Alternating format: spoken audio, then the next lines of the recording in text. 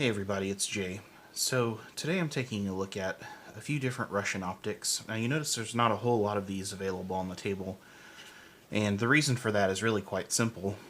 As much as Misha and I are Eastern European firearms collectors, we don't really collect Eastern European scopes. Now you might notice in the title that it's probably a little bit controversial or provocative, but before you mash out a comment, let me assure you that what I'm going to talk about in here is going to be pretty well balanced as far as my opinion on these, and I certainly appreciate them for what they are. But a few people have asked us to cover Russian optics. There's a lot of really murky history, and there's not a ton of information online. And then for some other obvious reasons, it's a little bit more outside of Misha's purview. But I'll do my best to give a very brief overview and then kind of talk about what I like about these and what I don't. So, to start off with, the Russians were pretty well known for using their Mosin sniper rifles, the 9130 snipers in World War II, to pretty devastating effect, as well as the SVT-40. Now, the scopes that they used on those was the PU scope, which was a fixed magnification scope. And if you've ever seen one in person, I actually have had an original Soviet Russian sniper M9130 with a PU scope on it, with an original PU. And you'll notice that the glass and the reticle both on those are pretty lacking. They're very rudimentary as far as what we're used to seeing on scopes, but nevertheless the Soviets made do with them pretty effectively. So they moved on for a more advanced sniper rifle in the the SVD Dragunov, which you're probably extremely familiar with, mostly more than anything from video games and movies, as they're pretty uncommon in the United States. The scope that they introduced for that was the PS-01, which was primarily issued with the SVD. Now, what I have on the table here is actually an original PS-01. This is a 400 meter reticle version, so the reticle is a little bit different than what you'll see with the graduating rangefinder based on the average height of a human, and then the bullet drop compensators. I'll throw a picture up on screen. I tried to get a picture of this earlier today, and it was really hard to pick the reticle up in the viewfinder, so I went ahead and left it. I'll leave it up to the pictures and cite the sources that I got from those, but these things are pretty well built like tanks, it seems like. They're very heavy, and while some of them had like a black enameled finish, this one has this kind of gray, heavy textured finish. And they're known to be pretty durable. One thing I do find kind of interesting, and I'll do my best to get it on camera. It's a little bit difficult because this is on a 23-inch barreled Vepr 54R, and I'm not going to take the scope off, but there are some wires clipped on here for the illumination. You see the switch for the power here for the illumination. Those aren't really exposed. They're soldered in, but you know, there are wires just kind of sticking out there, which you're not really used to seeing, I'm sure, in US-made optics. What Wikipedia says about these, and you know how accurate Wikipedia is, so I'm sure it's fully trustworthy, is that these were one of the most advanced optics of its type. So a lot of people will see these in movies and video games and seek out to buy one, and they're definitely available. More often than not, you're going to see the Belarusian POSPs, which, as far as I can tell, are pretty functionally identical, and are probably going to favor the 1,000-yard reticle or the more traditional reticle with the range estimator based on human height, which I would suggest because I think it is a really cool reticle. The Romanian PSL scopes, I believe they're called LPS scopes, I don't remember off the top of my head, had one of those for a while. It had the more traditional Russian style rangefinder on it, and it was really neat. It's really cool. There's a lot going on them. Now, the problem that I have with these, for one, this one in particular uses a weird battery. My dog's barking at me, bumping the table. This one uses a weird battery that's out of production. This This one came from Kalinka with like a refurbishment kit, basically, with replacement bulbs for the illumination and then a battery adapter and all this stuff. I was never able to actually get it to work. I probably, if I had tinkered with it some more, I probably could, but I really more have this for the appearance of it. I actually originally bought it for an RPK to stick on there to kind of make a little makeshift 760 by 39 DMR, which is why I went with the 400 meter. But realizing the somewhat impracticality of these, I ended up dropping it on this Vepr 54R with this US-made Russian red furniture that's in an SVD pastiche, because it really was a better fit on this. You can see the eyepiece was kind of smashed in from being packed in and all that stuff, but it does look really cool. But glass clarity is a little bit of an issue. It's perfectly functional, but as you'll probably even see in the pictures that I'll throw up, that again, they're not mine, I found them online, but it's pretty representative. There's maybe not quite a fisheye effect, but maybe that is the best way to put it, around the edges of the lens, which really narrows your field of view. The other issue that I have with these is the reticle is actually really difficult to pick up. And as far as I know, there's no way to adjust the focal point on these, so people with different vision, everybody's vision is different, may have a little bit of a harder time picking up the reticle like I do. I have to really concentrate hard on focusing on the reticle to pick it up. In fact, when I first got my PSL, I actually thought that something was wrong with the scope because I couldn't find the reticle at all, and it was just because my eyes were focused beyond it. So, while I do think these look really cool, and there probably is a certain amount of durability there, I have, for example, a primary arms, I believe it's the 4-14, with the HUD reticle on it. That's based on their ACSS reticle that, excuse me, that I like a lot better. It's a lot clearer, it's easier to see, and honestly, it's cheaper. Most of the PSOs that you see online, or even the PSOPs, are going to be, you know, at minimum $350 up to $450, $500 sometimes. Again, I'm a little bit loath to quote price because it, you know, varies based on when you're actually watching this video, but I believe I paid about $350 for this one, and it was an old surplus model, and of course it has the challenge with the battery if you do want illumination. So hard to recommend over a modern optic for practicality, unless you just really like the look of it and you're a collector like I am. So just important to know with this, and with any of these really, what you're getting into, and understand the limitations and the capabilities of it. So up next is the PK01VS. This is not a Russian optic, this is a Belarusian optic, so, you know, pretty close, but is still a pretty good representation of the modern Russian red dot.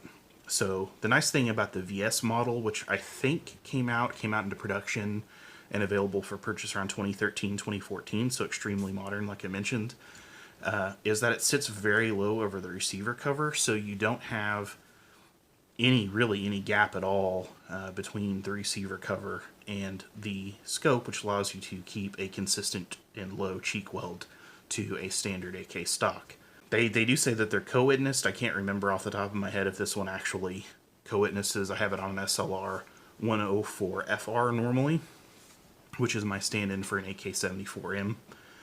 But I like the optic as far as the way it mounts on and the way it looks. Field of view is a little bit limited. The actual objective seems to be pretty small. And then once you add in, you know, the turrets and everything on it, then you are limiting your field of view quite a bit in that regard as well. It also has these rubber lens covers that just kind of flop loose while you're shooting, which can be a little bit distracting.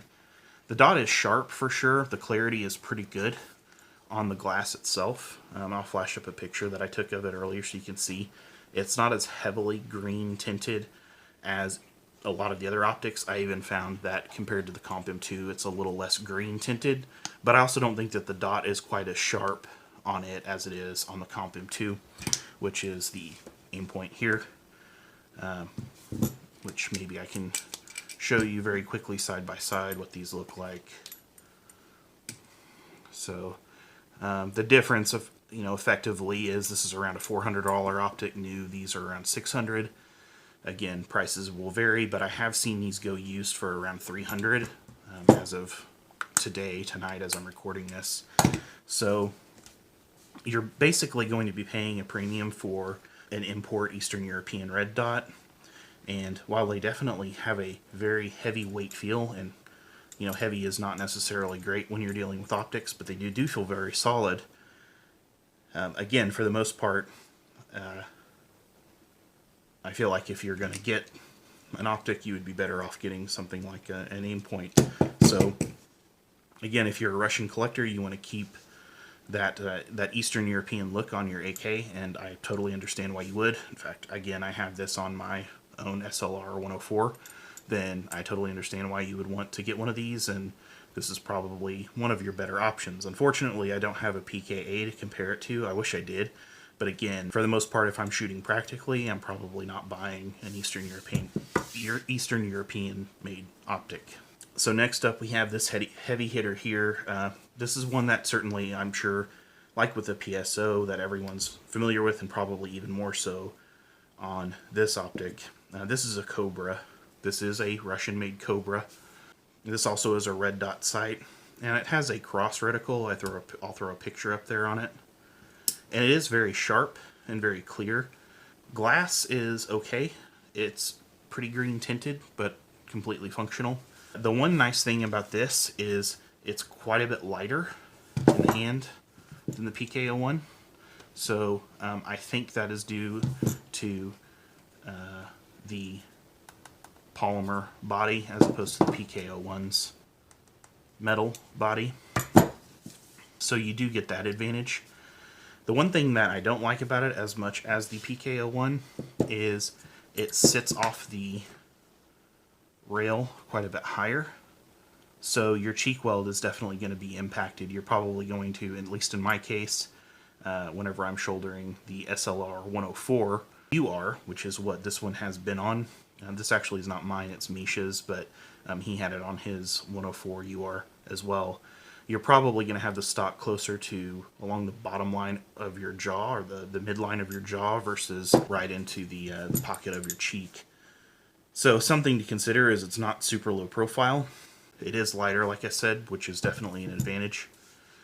Now, I think the biggest disadvantage of this, besides the height, is the field of view is a little bit obscured by this very big chunky projector housing here in the body of this, and the fact that realistically the diameter of the lens is pretty small, so you're getting effectively a microdot lens coverage, but with all of the disadvantages of a full-size red dot. So it is really neat looking. Nothing looks quite like it. The Seymour sights look very close, but nothing quite like this. So again, if your goal is more Russian dress up and making something look really cool, you know, obviously nothing's going to replace this. If your goal is functionality, once again, for what these typically go for, which is around the 400 to 450 mark, you can easily get a low profile side rail mount and a microdot that will probably have a little bit better clarity, if I'm being completely honest, and better battery life. So again, with all these, at the end of the day, it's hard to recommend them for practical shooting over a modern US made or US company red dot or scope, because scope technology has come a long way, and these seem almost stubbornly antiquated in their design, which is a little bit unfortunate because they look really cool. I mean, they look great on an AK, and I think that most people who are buying these are probably buying them because they look really cool on an AK. But again, as far as actually being a practical, usable optic, I personally, and this is my opinion, feel like you'd be better off getting, you know, something else, something more commonly available in the United States, at least on our part. Again, with the history part of these, it's really hard to find a lot of good documentation on, especially with the red dots, on the history of manufacture and military use. And if you go out and look online, you see Russian Special Forces units and things like that using optics on their AKs.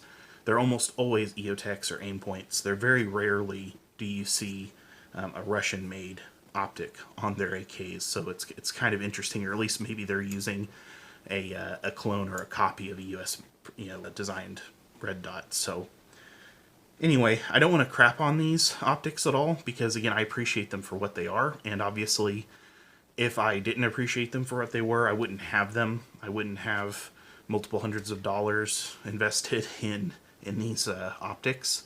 So, you know, take that for what you will. I think that they're probably pretty sufficiently durable and reliable. It's just purely a matter of clarity and comfort, really, for these. So anyway, I hope you got something out of this video. Like I said, we've gotten a lot of questions. A lot of people have asked us to do videos on Russian optics. I think to date this might be the only Russian optic that Misha has, so you know it's a little bit harder for him to talk about those, especially again with the limited amount of history that's out there on them. If you like the video, please click like and be sure to go to subscribe to us and check out our backlog. And if you're interested in helping support us, check out the link to our Patreon page. This is Jay, and I will see you again soon next time.